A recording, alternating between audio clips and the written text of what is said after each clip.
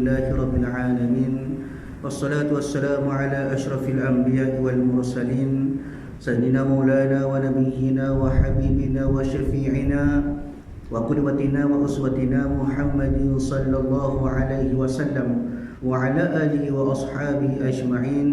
اللهم فقهنا في الدين وافتح علينا فتوح العارفين واجعل أعمالنا خالصة لوجهك الكريم يا أرحم الراحمين. اللهم افتح علينا حكمتك وانشر علينا من خزائن رحمتك يا أرحم الراحمين. رب اشرح لي صدري ويسر لي أمري واحلل عقدة من لساني يفقه قولي والحمد لله رب العالمين آمين. قال المصنف رحمه الله تعالى ونفعنا وإياكم بعلومه في الدارين آمين. Alhamdulillah, pertama dan selamanya marilah sama-sama kita panjatkan setinggi-tinggi kesyukuran kita kehadrat Allah Subhanahu wa taala kerana pada malam ini Allah taala masih lagi memberikan kesempatan kepada kita. Allah taala masih lagi memberikan nikmat kepada kita daripada sekalian nikmat yang dikurniakan oleh Allah taala kepada sekalian hamba-hambanya. Antaranya dua nikmat yang terbesar iaitu daripada nikmat iman dan juga nikmat Islam. Kemudian nikmat-nikmat lain yang melengkapi iaitu antaranya dari segi nikmat sihat tubuh badan, boleh pakat buat amal ibadat kepada Allah taala dalam keadaan sihat, alhamdulillah. Kemudian nikmat masa yang seringkali Allah taala uji kita. Mana kata dengan masa Allah taala boleh kita hadir ke rumah Allah taala pada malam ini. Dan alhamdulillah malam ni kehadiran kita ramai penuh, rapat di belakang, alhamdulillah. Dan kemudian juga Allah Ta'ala bagi juga nikmat yang paling besar, iaitu nikmat bila kita boleh berada dalam majlis ilmu yang dikatakan oleh para ulama sebagai raudhatun min riyadil jannah, satu taman daripada taman-taman syurga. Mudah-mudahan kehadiran kita pada malam ini Allah Ta'ala catatkan sebagai salah satu amalan kebajikan kita yang kita nak bawa menghadap Allah Subhanahu wa Ta'ala pada hari akhirat nanti, insya-Allah. Tuan-tuan puan-puan yang dirahmati oleh Allah Subhanahu wa taala, insya-Allah pada malam ini kita sambung lagi kuliah kita daripada kitab Fiqhus Shalah pada muka surat 47. Dan alhamdulillah kita masih lagi membincangkan tentang apakah yang dikatakan ilmu-ilmu yang utama berkaitan dengan ibadat sembahyang. Kalau kuliah yang lepas telah pun kita sebut tentang apa yang dikatakan oleh pengarang kitab ini tentang 4 daripada ilmu fardu ain. Gapo dia, iaitu ilmu tauhid, ilmu fiqh, ilmu tasawuf dan ilmu membaca al-Quran, iaitu daripada ilmu tajwid. Dan telah pun kita hurah pada kuliah yang lepas, kita cerita dah bersama-sama daripada ilmu tauhid. Bagaimanakah kita, keadaan kita nak sembahyang dengan kata pengisian ataupun adanya ilmu tauhid. Bila mana kita duduk sembahyang, maka banyak kesan-kesan dia kepada kita. Ada memberi satu kelebihan kepada kita dengan sembahyang dalam keadaan kita kenal Allah Ta'ala, kita mengenal Allah Ta'ala, kita tahu bagaimana sifat Allah, bagaimanakah yang dikatakan sebagai ta'zimullah, membesarkan Allah Ta'ala dalam kita sembahyang. InsyaAllah pada malam ini kita sambung pada baris yang keempat daripada bawah pada muka surat 47. Baik dengan ilmu fiqh. Dia lepas pada ilmu tauhid, maka pengarang kitab ini membawa kepada kita tentang ilmu fiqh. Dia baik dengan ilmu fiqh, kata pengarang kitab, seseorang dapat mengetahui hukum hakam yang berkaitan dengan ibadat sembahyang. Kita kena faham bila sebut ilmu fiqh, maka melibatkan ibadat kita. Dan bila sebut fiqh, maka tidak lain tidak bukan benda yang perlu kita tahu, iaitu tentang mazhab. Bagaimanakah pada bahagian usuluddin yang diasaskan oleh pengasas dia ataupun a'immah mazhab dia, ketua mazhab dia yang dinamakan sebagai Abu Hasan Al-Asy'ari dan juga Abu Mansur Al-Maturidi. Maka kata pengarang kitab ini, ilmu fiqh, maka kita kena faham bahawasanya fiqh pun ada mazhab dia. Dan fiqh yang masyhur iaitu pada 4 mazhab. Bagaimanapun kata ulama rahimahullah ta'ala kepada kita pada segi ta'arif dia, mazhab bermaksud zahaba, bahasa Arab. Zahaba, apa dia maksud dia? Iaitulah pergi. Itu kaedah bahasa Arab, terjemuh maksud. Adapun dari segi istilah dia, mazhab merujuk kepada kumpulan pendapat seseorang ulama ataupun ahli fiqh. Bagaimanakah yang sebelum ni Abu telah sebut bahawasanya para a'immah mazhab ataupun orang-orang yang boleh jadi mujtahid mutlak, boleh buat terbit fatwa sendiri, boleh buat mazhab sendiri, adalah berdasarkan daripada kalangan mereka-mereka yang berada pada abad yang ketiga ataupun kurun yang ketiga, iaitulah dalam tempoh tahun 300 tahun Hijriah, selepas pada hijrah, dari tempoh 3 tahun hinggalah ke 399 tahun. Masuk kurun keempat, iaitulah pada tahun 400 hijrah ke atas, maka tak boleh buat mazhab sendiri dah, tidak boleh digelarkan sebagai mujtahid mutlak. Jadi pada pandangan ulama menyebut kepada kita mazhab ni ada banyak. Bahkan pada ulama sebut ada 10 mazhab lebih kurang. Setengah ulama sebut ada 13. Tapi yang masyhur ataupun ada pengikut yang ramai sampailah hari ini hanya bertahannya 4 mazhab. Dia.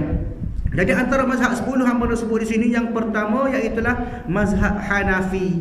Ni kita kenal dah mazhab Hanafi ni.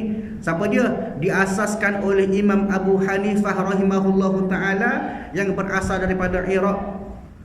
Dia ni berketurunan Parsi dan ayah dia pula memeluk Islam pada zaman Khulafaur Rasyidin, iaitulah pada zaman 4 sahabat. Dia Abu Bakar, Umar, Osman dan Ali itu, maka pada ketika itulah ayahandanya, ayah kepada Imam Hanafi ataupun Imam Abu Hanifah ni masuk Islam. Itu yang pertama. Yang kedua kata ulama iaitulah mazhab Auza'i. Ni sebagai maklumat kita lah, kita boleh tahu. Yang kedua mazhab Auza'i. Siapa dia pula? Iaitulah daripada ulama Syria. Nama dia Abdul Rahman ibnu Al-Auza'i, lahir di Ba'labeh, dia di Syria. Itu mazhab yang kedua. Mazhab yang ketiga iaitulah mazhab Maliki. Diasaskan oleh siapa? Imam Malik radhiyallahu anhu. Anak dia pula salah seorang pakar hadis. Siapa dia? Anas bin Malik. Itu anak dia. Lahir di Madinah Imam Malik ni. Dia merupakan salah seorang cucu kepada sahabat Nabi SAW, Imam Malik ni. Dia buat mazhab, nama dia mazhab Maliki. Kemudian yang keempat yang disebut mazhab iaitulah mazhab Zaidi. Diasaskan oleh Imam Zaid ibnu Ali Zainal Abidin, yang mana dia ni berketurunan Sayyidina Ali. Dia. Manakala mazhab kelima disebut sebagai mazhab Laiti. Laiti ni pengasas dia salah seorang imam yang hebat juga, Imam Al-Laiti ibnu Sa'id, yang dilahirkan di Mesir berketurunan Parsi. Malah dia ni kata ulama, dia ni satu zaman dengan Imam Abu Hanifah. Dan dalam masa yang sama, dia juga sering bertukar-tukar pendapat, sering berdebat dengan Imam Abu Hanifah untuk membicarakan perkara-perkara agama. Maka manakala seterusnya disebut sebagai mazhab Thawri. Mazhab Thawri, imam dia salah seorang terkenal, Imam Al-Thawri ni. Siapa dia pengasas dia? Salah seorang ulama hebat, nama dia Sufyan Al-Thawri. Setengah ulama sebut sebagai Sufyan As-Suri.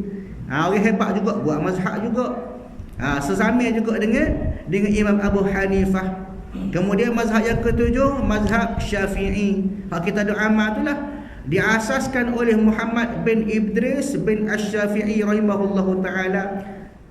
Dia dilahirkan di Syam, kemudian pergi ke Madinah untuk belajar ilmu hadis fiqh bersama Imam Malik. Dia ni pernah mengaji dengan Imam Maliki, Imam Syafi'i ni, dan berjaya menghafal kitab Muwatta sepenuhnya. Masa ni kata ulama umur 10 tahun boleh hafal kitab dah. Umur 10 tahun khatam dah hafal kitab Al-Muwatta. Dia. Kemudian seterusnya ada mazhab yang dinamakan sebagai mazhab Hambali. Ni pun mazhab sahih juga. Diasaskan oleh Imam Ahmad ibnu Hanbal Asy-Syaibani. Dilahirkan di kota Baghdad. Orang yang masyhur, terkenal dalam bidang hadis. Bahkan juga sebab belajar di bawah Imam Abu Yusuf dan Imam Syafi'i. Imam Hambali penuh jadi anak murid Imam Syafi'i. Kemudian yang ke-9, mazhab Zahiri. Diasaskan oleh Daud bin Ibnu Ali, dilahirkan di Kufah. Dia ni pun orang yang faqih ataupun orang ahli fiqh yang hebat, juga pernah belajar dengan Imam Syafi'i rahimahullahu taala, kemudian juga pernah belajar dengan Imam Hambali. Dan yang ke-10 kata ulama iaitulah mazhab Jariri. Diasaskan oleh Imam At-Tabari rahimahullahu taala, dilahirkan di Tabaristan. Salah seorang yang pakar dalam bidang hadis, fiqh dan juga sejarah. Belajar daripada Imam Maliki, Imam Syafi'i, Imam Hanafi. Dia pada 10 tahun pertama beliau balik daripada Mesir, dia ikut mazhab Syafi'i dulu. Lepas pada 10 tahun dia buat mazhab sendiri. Ini merupakan mereka-mereka yang ada mazhab ataupun dia buat mazhab sendiri satu zaman dengan para orang panggil sebagai para tabi'in yang lahir pada abad yang ketiga. Jadi hak kita tahunya pak hak sahurnya siapa lah ni. Patuh hak lainnya ada tapi tidak sahur, pengikut tidak ramai. Ini maknanya kita bila sebut mazhab, bila sebut fiqh, tak boleh lari daripada mazhab. Kenapa? Kerana imam mazhab ini sebagai penyuluh jalan kita dalam bahagian ibadat. Jangan pula kita tak usah pakai mazhab, tak boleh. Dia pun ni ajar siap-siap tu. Ataupun nak pakai pak belakang, nak gomong belakang pak-pak, tak boleh. Sebab apa? Pasal dia kadang-kadang ada pendapat yang berbeza antara imam-imam ataupun a'immah mazhab fiqh ni. Sebab tu pilih salah satu saja, kalau tidak pening. Walaupun kata ulama kita ni, walaupun kita ni mahir pak-pak mazhab, kita khatir dalam kitab Al-Fiqhu ala Madhahibil Arba'ah, kitab pada membicarakan pak mazhab, kita faham, kita bisa. Boleh buat mazhab ke tak? Boleh. Sebab apa? Pasal kita tidak duduk pada abad yang ketiga tadi. Maka bahkan kata ulama, Imam Ghazali pun oleh kerana dia lahir pada abad yang kelima, maka dia tak boleh buat mazhab, dia pun ikut mazhab Syafi'i. Maknanya nak sebut di sini bahawasanya bila sebut bahagian fiqh, ilmu fiqh, maka kita tidak boleh lari daripada a'immah mazhab ataupun kita kena berpegang dengan salah satu daripada mazhab.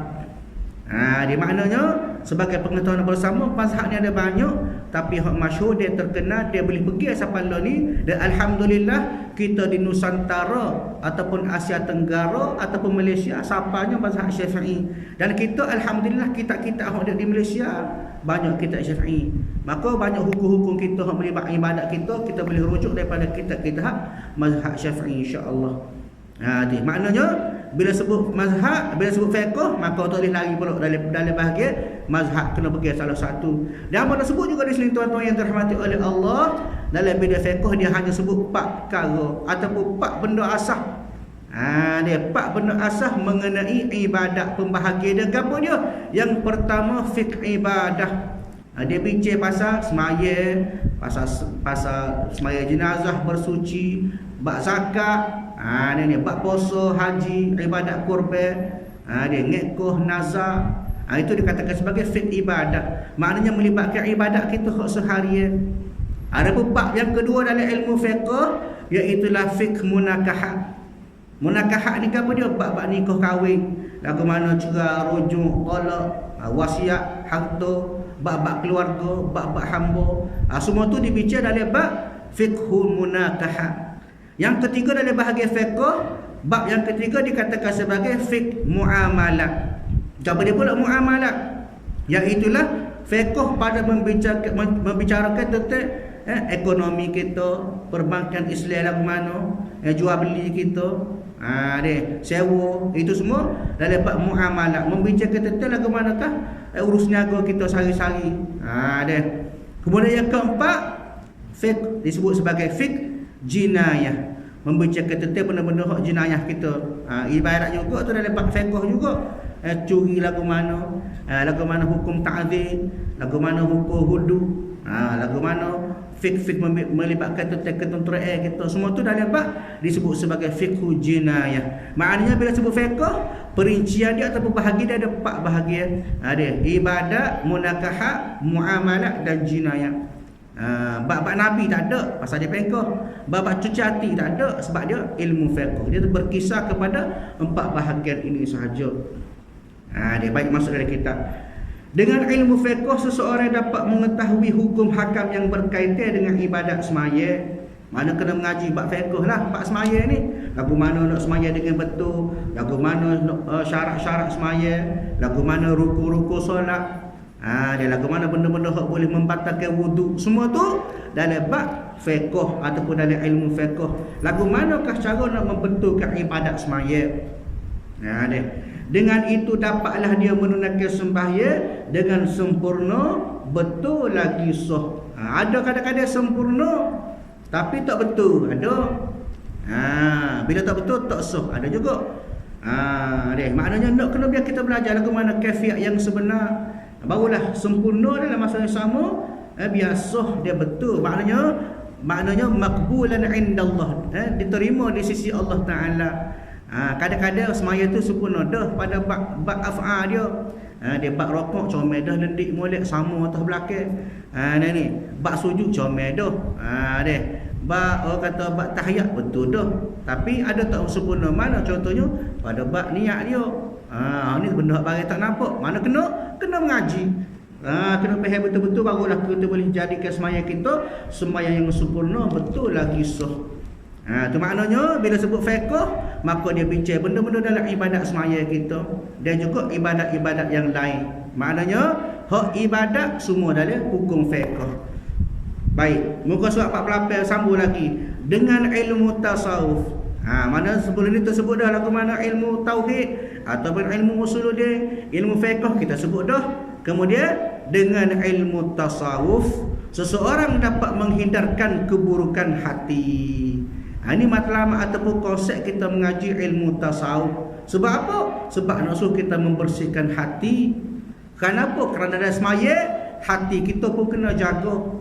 Bukan setakat anggota kita semaya biar kena comel rokok tertik molek, dia sujud biar comel. Bukan setakat anggota luaran sahaja, bukan setakat anggota yang zahir sahaja, bahkan hati kita kena jaga juga dalam semaya. Lagu mana cara? Iaitu dengan kita belajar ilmu tasawuf.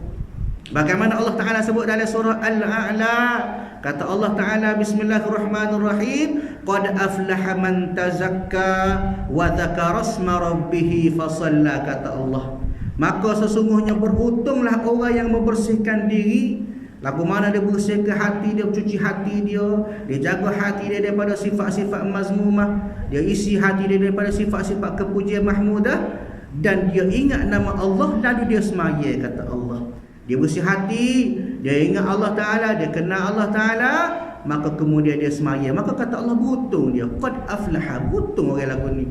Kenapa? Kerana dia semaya dalam keadaan hati dia sudah bersih. Hak ni nak sebab apa? Sebab semaya bila hati dah bersih, maka mari selalu perasaan khusyuk kepada Allah Ta'ala. Semaya semata-mata kerana Allah Ta'ala. Tidak ada lintasan khatir ataupun lintasan-lintasan hati hak boleh mengganggu semaya, tak ada. Kenapa? Kerana dia sudah membersihkan hati. Lagu mana cara? Dengan mengaji ilmu tasawuf. Ni. Dengan ilmu tasawuf seseorang dapat menghindarkan keburukan hati. Hak cemar dalam hati, hak buruk hati dia boleh buang, boleh tak tepi. Yang bernajis, mana kata dengan kotor tu lah, benda-benda kotor tu lah, mazmumah tu. Dengan sifat riak. Riak ni kita nak tunjuk ke orang. Dia semaya kalau depan agak lama. Dia perasaan suara tengok. Itu dia kata riak. Dia kalau semaya balasuh, lama. Kalau semaya rumah tak ada 2 minit sudah dah. Kapal lain lah, kapal ni bagus belakang, tak ada lagu ni. Maknanya perasaan dia tu seolah-olah nak tunjuk ke orang. Itu dikatakan sebagai riak. Kata ulama, ar-riya'u yahbutul amal. Riak ini boleh membatalkan amal kita. Jadi hapus gitu, tak ada faedah buat amal dalam keadaan riak. Kenapa tak ada pahala? Buat kata ulama haba'an mansura. Dia dalam Quran sebut haba'an mansura, seperti mana depu angin yang berterbangan. Dia kabar-kabar tak ada punya pergi. Pahala kita punya pergi. Sebab apa? Sebab kita semaya dalam keadaan kita riak, nak tunjuk ke orang. Ada seorang nampak, hebat dia semaya lendik molek, comel molek. Itu panggil perasaan riak, perasaan nak tunjuk ke orang. Begitu juga ujub. Ujub ni kita nak membesarkan diri, membangga-banggakan diri. Dia bila kita boleh bangun semaya malam, bagus dah bangun semaya malam tu qiyamul lail. Tapi dalam masa yang sama bila kita dah tengah buat qiyamul lail, dalam hati kita dah sebut, kapal ni tak ada lari hebat, aku hebat sekali ya. Aku sorry, aku dah rasa kapal ni bangun malam. Contoh kapal lain lah, tidak kapal ni, contohnya tu. Maknanya perasaan dia tu nak suruh dia membesarkan diri dia, dia berasa hebat. Dia berasa dia ni banyak buat amal, dia berasa dia ni di sisi Allah Ta'ala rapat. Sebab itu jangan riak. Dia maknanya kerana riak inilah boleh menyebabkan kadang-kadang semaya kita tu jadi tak ada nilai di sisi Allah Ta'ala. Mana kena buat belakang. Lagu mana cara? Kena mengaji ilmu tasawuf. Begitu juga hasad deki ke orang. Dia kata orang tua kata mana? Jiran beli kereta baru, kita demes seminggu. Lagu ni baik. Lagu mana? Deki ke orang. Orang lebih selalu demes selalu kita. Ada orang lebih sikit demi selalu kita kapal lain lah, kapal ni bagus belaka. Maknanya ada kuasa deki ke orang. Dia deki ni kata ulama, ada deki yang diharuskan, dibolehkan, ada deki hak tak boleh. Deki hak tak boleh lagu tu lah, kita deki, kemudian dalam masa yang sama kita nak Allah Ta'ala tarik nikmat dia tu. Tu happy kita kaya, tu happy kita sihat, tu happy kita lebih, kita deki dia, kita minta biar Allah Ta'ala tarik. Nanti dipanggil hasad deki hak Allah Ta'ala tak comel. Hak bolehnya lagu mana? Hak diharuskan kata ulama, kita deki, oh dia ni rajin semaya, pas puasa, aku nak tiru, aku deki, aku nak buat etik sebab dia. Itu deki yang diharuskan. Maknanya hasad deki yang tidak dibolehkan itu kena buat belaka lah. Kena cuci belaka daripada hati kita, biar bersih. Dia sifat-sifat keji yang lain yang akan merosakkan segala pahala semaya. Kena jaga. Kenapa? Kerana kadang-kadang masalah hati ini menyebabkan kita semaya, kita buat ibadat kepada Allah Ta'ala tapi sekadar letih saja. Letih kita usaha bangun malam, kau cijil 10 butir telefon bunyi, tuteng nak seguk bangun semaya malam. Tapi dalam masa yang sama, hati kita cuma. Kenapa? Ada sifat pujuk, ada sifat takabur, ada sifat berdeki ke orang. Jadi maknanya kemai bangun maya itu bagus, qiyamul itu bagus, tapi kena bersihkan hati, kena mengaji ilmu tasawuf biar hati kita bersih. Biar bersih hati daripada segala benda-benda yang dikatakan sebagai mazmumah, kecelian, tak silap belaka. Nak biar hati kita bersih, baru pula semaya kita berasa comel di sisi Allah Ta'ala. Semaya dengan penuh rasa kehambaan kepada Allah, rasa kita ni lemah, rasa kita tak ada apa sekarang kecuali atas kuasa Allah Ta'ala. Maka dalam keadaan ini kita semaya dalam keadaan kita ni berendah hati kepada Allah Ta'ala, seruah kepada Allah Ta'ala. Sebab itulah kata ulama rahimahullah ta'ala, antaranya salah seorang imam, kamu tak ingat nama imam tu apa, dia semaya dalam masa 40 tahun. Lepas pada dia semaya, dia tutup muka dia. Lepas misalnya Assalamualaikum warahmatullahi, kemudian misalnya Assalamualaikum warahmatullahi, dia tutup muka dia selama 40 tahun. Maka nama dia tanya apa kat tu imam, apa kat tok guru hamba ni, apa kat lepas pada semaya tutup muka. Maka kata dia, aku takut semaya aku ni Allah Ta'ala tak terima. Allah Ta'ala ambil lepas mula atas muka aku.